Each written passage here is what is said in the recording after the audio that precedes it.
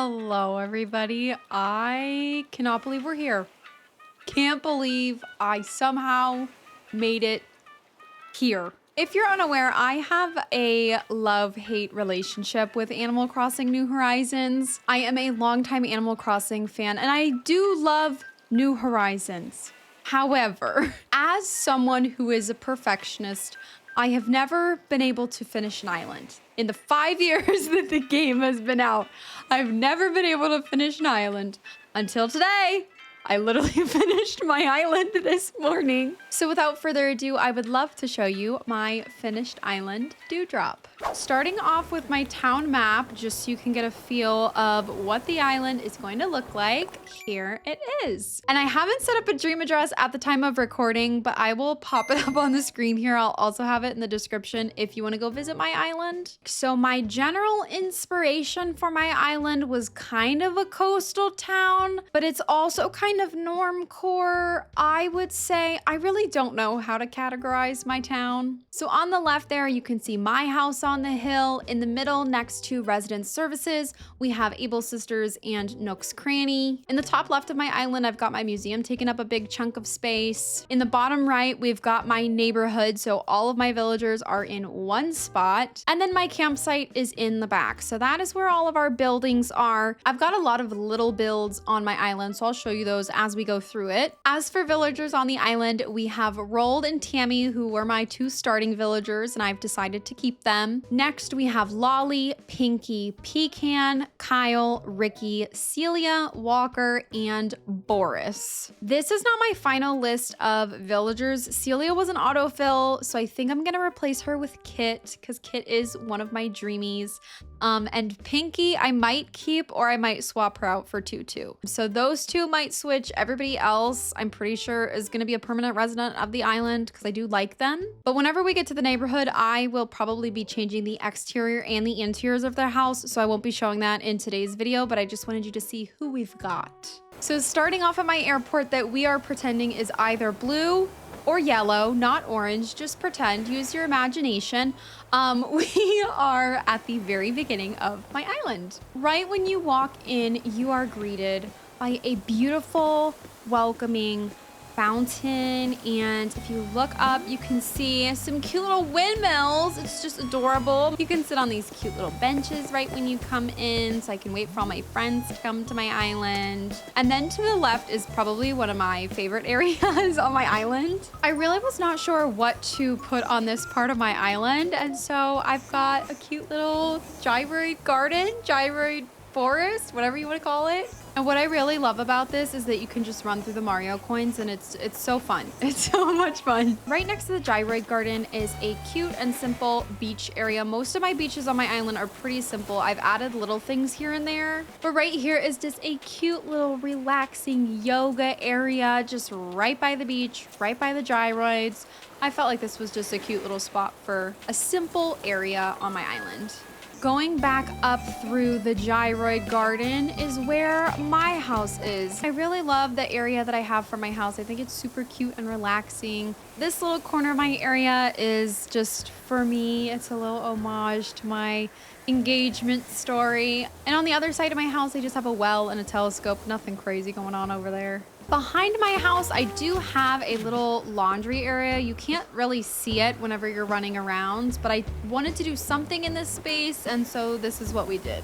The left of my house on that beach, we've just got a lighthouse and a volleyball net, just keeping it simple. Between my house and the resident services is a cute little mail station.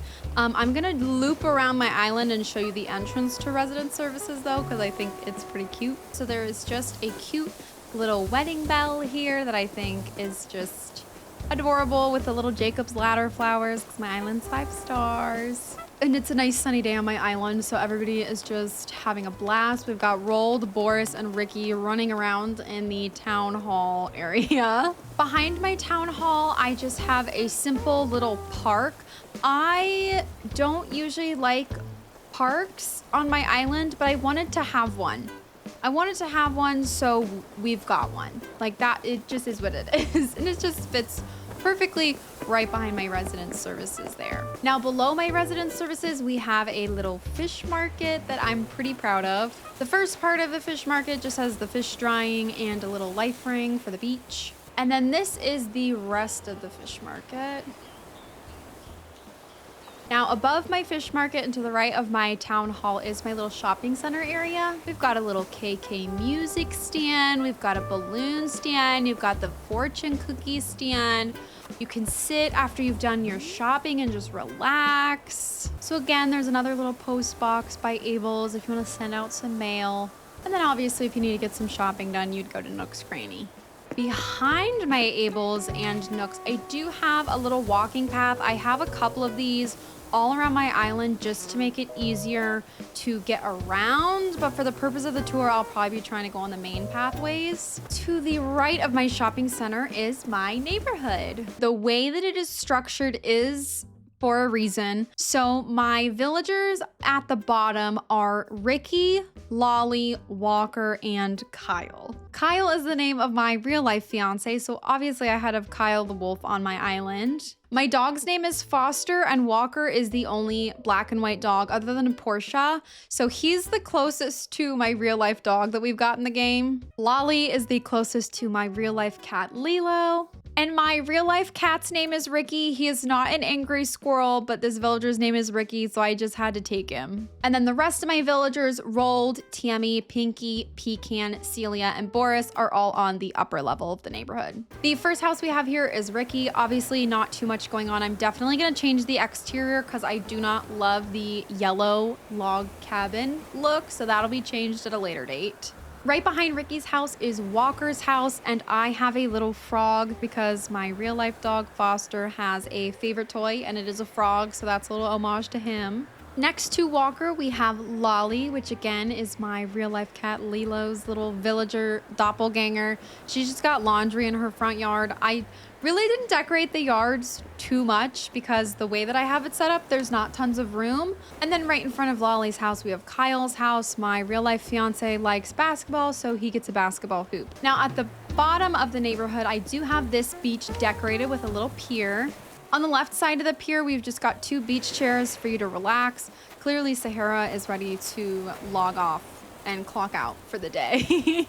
The right side of my pier leads up to Captain's Dock. So we've got a changing station, porta potties, and hand washing station. I kept Captain's Dock pretty simple because I do like to fish off of it or dive off of it. So I did keep it mostly clear, but I added some little fun party garlands for him. Right above that is a little lifeguard station and a lighthouse. Again, I really like to just keep the beaches simple because otherwise if I overcomplicate them, I can't fish, and that drives me absolutely crazy.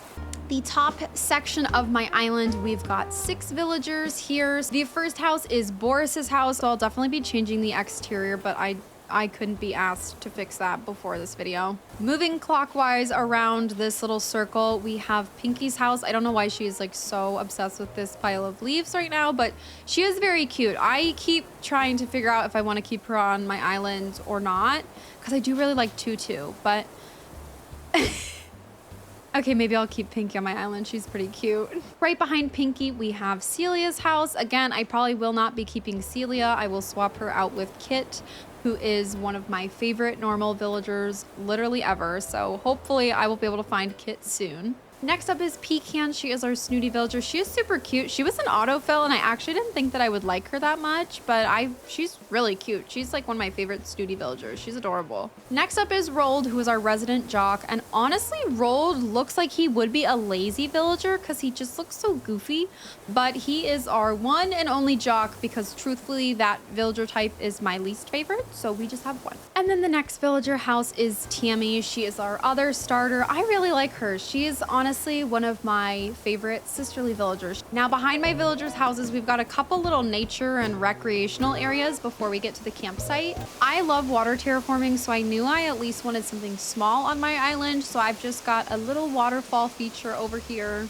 To the right of that waterfall, we've got a little soccer field right before heading into our campsite. And then we've also got a cute little bike rental stand right in front of the other side of our campsite. You can go into my campsite from either entrance. I guess this left side is technically the correct way, but right at the front, we've got a cute little sitting area to make some food, have some snacks.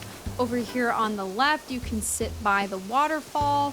Straight back, we've got the stargazing area. So obviously this looks better at night, but I did want to create an area that was truly meant for stargazing where there is just open sky. So if I'm trying to wish on stars, I've got a spot for it. So hence the stargazing area with the cute little picnic blanket. Continuing on into our campsite is where we have the actual campsite building, I guess. So I've got a bonfire over here, a generator, everything you need to stay cozy when you're camping at Dewdrop. And then continuing on to the right, we've got another little camp area. I love the kids tent and knew that I had to use it somewhere on my island, so I went with the blue and white to kind of go with my blue, white, and yellow theming. And right above that camping area, we just have a windmill here to add a little bit of pizzazz. I also just love the windmill and think it's super cute, so I knew I wanted it somewhere on my island. I did make this little camp area on the outskirts of my campsite. This is for the people that come to my island and want to camp out on the beach. You've got a hot tub, a cot, a campfire, and a telescope. All the necessities. To the left of the campsite, we do have a couple of areas before I get to the museum, so I will show you guys those areas. The first little area is a picnic spot in between the resident services bridge and the campsite bridge. The next little area I made was a town dump. This is to try and be reminiscent of the dump from the original Animal Crossing, the little junkyard. Behind the dump is Red's beach, and I always love to give him his own little area. And I really feel like this fits his vibe with the mystery barrels, the mystery boxes, the trash, the shipping boxes. This area just looks really good when he is actually docked. Like it fits the vibe. Right in front of the museum is the town garden, which is one of my favorite areas. We've got one of every crop here, so if I ever need it for crafting or if I just need it for a recipe, we've got everything here, and I really like the layout. I wasn't sure what to do with this area because it is so skinny, but I honestly feel like this fits perfectly. Now, moving on to our museum, I am very proud of